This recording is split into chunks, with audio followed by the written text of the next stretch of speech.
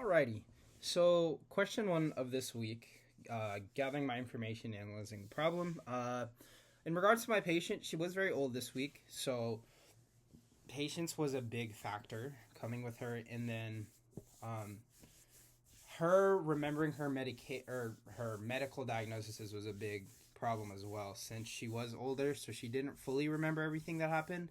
But using a very closed-ended questions, I was able to gather very good information about her.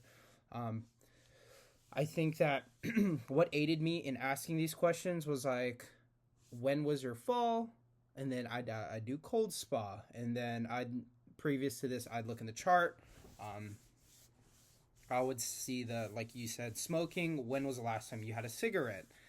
Very like short-ended, closed questions. And the lady, she was like A no times four. She knew everything that was going on. She might have not remembered everything, but she was very helpful in terms of what she told me and what I was able to relate to into her charts.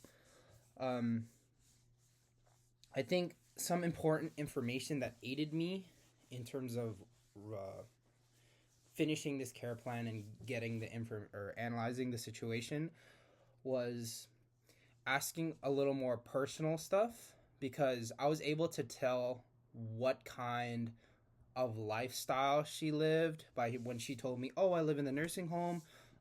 Yeah, they had me walking around, meaning that they were assisting her in ADLs. Uh, she was telling me that she lives alone. Like, so just asking some of these things was easy to pick up on hints and bits and pieces of what she was telling me, and just in general the whole story. Some actions interventions that I would have done for this lady, which I wish I would have done. This is something I regret not doing this week. Was definitely using the IS. Um, first thing I noticed during shift report when she was sleeping, I noticed that she uh, she had a heavy shortness of breath. It was very shallow, very quick usage of accessory muscles. And I'm like, man, this lady doesn't have an IS. She just has a nasal cannula. And I was like, in my head, I'm like, okay, maybe there were, I mean, I don't know why I didn't do anything. I should have. I regret not doing that this week for sure. Uh, Interventions that they did already was putting the nasal cannula at 2 liters. Could they have increased it? Personally, I think so. I think it could have went up to maybe 4. That lady was definitely having heavy problems, especially when we tried to put her in reverse Trendelenburg.